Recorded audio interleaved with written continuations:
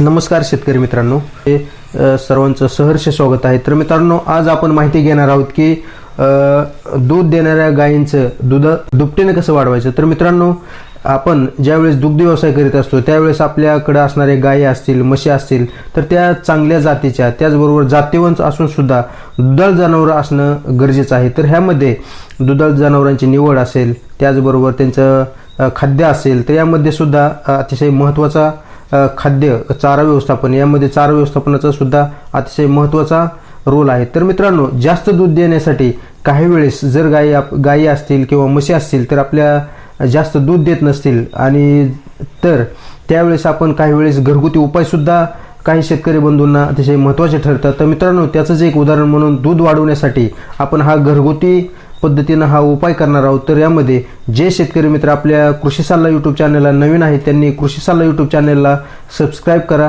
चला तर मित्रांनो, हा घरगुती पद्धतीचा जो उपाय आहे तर त्याचे प्रमाण किती प्रमाणामध्ये घ्यायचे, किती वेळा आपण घरगुती उपाय करू शकतो आपल्या गाई म्हशींसाठी, त्यासाठी हा व्हिडिओ खास तुमच्यासाठी बनवलेला आहे। तर मित्रांनो, गायींचे व म्हशींचे दूध वाढवण्यासाठी या घरगुती उपायामुळे मदत होईल। तर त्यासाठी दोन महत्त्वाचे घटक आहेत, तर ते घटक आपल्याला 0 रुपयामध्ये आपल्याला घरीच आपल्या उपलब्ध आहे। तर त्याच्यामध्ये पहिला आहे लिंबू आणि दुसरा आहे गव्हाचे पीठ।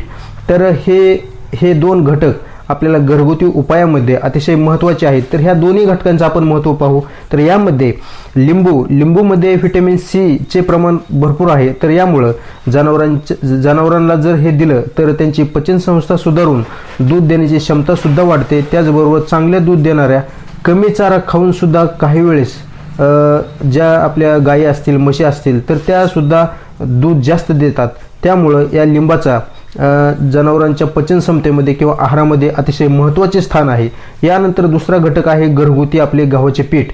ज्यावेळेस आपण घरगुती पद्धतीने आपले गव्हाचे पीठ आपण जनावरांना देत असतो, त्यामध्ये ह्या गव्हाच्या पिठामध्ये फायबर्स, मिनरल्स, त्याचबरोबर ग्लुटेन नावाचे जे काही महत्त्वाचे घटक आहेत, तर यामध्ये याचा जर आपण गव्हाच्या पिठाचा वापर केला, त्याला आपण कणिक म्हणतो, जर पाणी टाकून थोडे जर आपण गोळे केले तर त्याची कणिक तयार होते।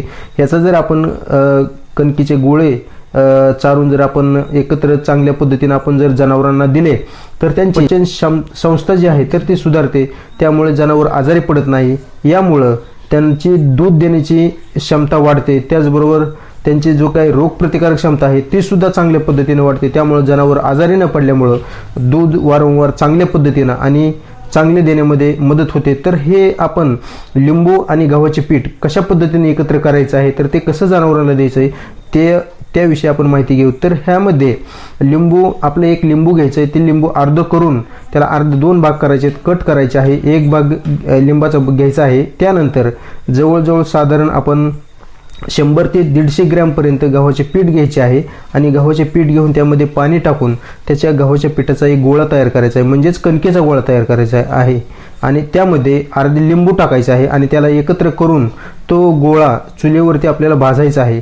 चुलीवरती भाजल्यानंतर आपण तो थंड झाल्यानंतर गोळा दूध वाढीसाठी आपण आपल्या जनावरांसाठी 15 ते 21 दिवसांपर्यंत आपण रोज सकाळी आणि संध्याकाळी द्यायचं आहे। तर काही वेळेस जर आपल्याला कसं द्यायचं हे जर नाही समजलं तर आपण नजीकच्या पशुवैद्यकीय डॉक्टरांचा सल्ला घेऊन सुद्धा आपल्या गायी आणि म्हशींसाठी साधारणतः 15 ते 21 दिवसापर्यंत आपण हे देऊ शकतो। त्यामुळं आपल्या गायी आणि म्हशींचे दूध उत्पादन वाढीसाठी हा घरगुती आणि 0 रुपयामध्ये असणारा महत्त्वाचा जो काही उपाय आहे तर तो अतिशय आपल्या मोलाचा ठरेल।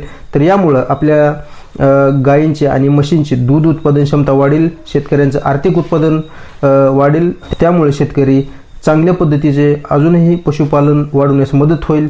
त्यामुळं शेतकऱ्यांच्या आर्थिक फायद्यात भर होईल। तर मित्रांनो, अशा पद्धतीचेच जे काही पशुपालनाचे व्हिडिओ आहेत तर व्हिडिओ पाहण्यासाठी आपल्या कृषी सल्ला यूट्यूब चॅनलला सबस्क्राईब करा। तर मित्रांनो, पुढील व्हिडिओ येईपर्यंत धन्यवाद। जय जवान, जय किसान।